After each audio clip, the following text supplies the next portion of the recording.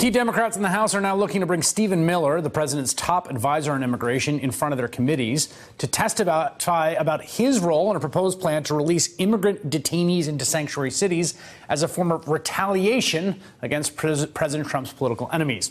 Joining me now is McKay Coppins, staff writer at The Atlantic, who profiled Miller last year, calling him, quote, Trump's right-hand troll. Since you wrote that profile, McKay, I think it is fair to say that Miller has more power than he did then. Do you think that's accurate? Yes, absolutely. He, at the time, one of the things I was told is that, look, Stephen Miller's power comes from the fact that his instincts on immigration align with the president's, so he's often a sounding board for the president. Now it appears, and talking to people in the president's orbit confirms this, he is really taking the lead on immigration policy, and in a way that no one else in the White House is really set up to challenge him on. There's also, I mean, your piece was called his hard right troll, his right-hand troll.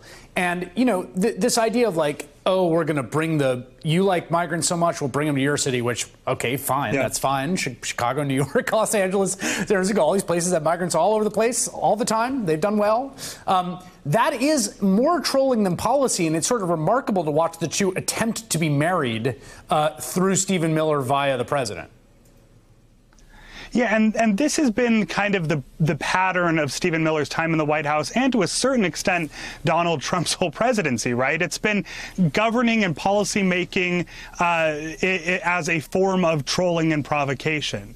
You can go all the way back to the very first week of Trump's presidency when the travel ban was instituted in a really chaotic way, and Steve Bannon was later quoted bragging that they tried to make it chaotic so that, quote, the snowflakes would show up at the airports and rally, right?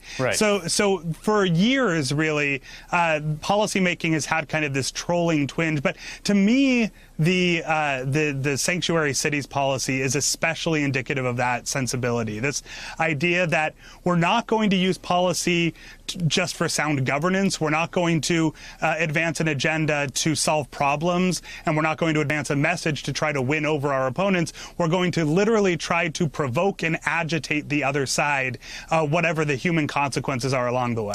There is also something I thought was important in this New York Times profile of him, which I want to read you, because I think it settles a question or lends some evidence to a question about Miller's motivations. This is him basically berating the acting head of ICE. You ought to be working on this regulation all day, every day. It should be the first thought you have when you wake up, and it should be the last thought you have before you go to bed, and sometimes you shouldn't go to bed. And that's him talking to Ronald Vitiello, who was the acting head of ICE, at a meeting last month in the White House Situation Room about regulation to deny welfare benefits to legal immigrants. Whatever the political calculation here, Stephen Miller genuinely feels this way and has felt this way his entire adult life, that he does not like immigrants. He wants to get rid of them and keep them out. And that is a cause to which he is absolutely to the bone marrow dedicated. Yeah, so this is one of the important points that we have to make when we talk about this trolling as policy making. That doesn't mean that he doesn't believe anything. In fact, Stephen Miller is a hard right, restrictionist ideologue on this issue. Immigration has been an issue that's obsessed him since he was in high school, at least. So yeah, he definitely has an agenda here, and frankly, in a way that a lot of people in this White House don't. He has a fully formed worldview that he brought into the White House, and now he's using his perch to kind of advance it. The one thing that I would note, though, is that I've heard from some people in the president's orbit who say Stephen Miller's power in large part has always come from the fact that he's stayed behind the scenes. Now he's up front, he's in the spotlight, and he seems to be acting out of, at least what I've heard from one source, seems like an emotional place. He's genuinely very frustrated that they haven't made more progress on this issue that he cares about, and that's why he's being so kind of belligerent and aggressive. Well, and there's also a constitutional issue here, which is that when you've got the White House running a cabinet agency, essentially from the White House, and defying the basic spirit of advice and consent, if not the letter, there's reason to have him come before Congress, as Democrats are now saying they want him to do. McKay Coppins, thank you very much. Thank you. Coming up. Hey there, I'm Chris Hayes from MSNBC. Thanks for watching MSNBC on YouTube. If you want to keep up to date with the videos we're putting out, you can click subscribe just below me, or click over on this list to see lots of other great videos.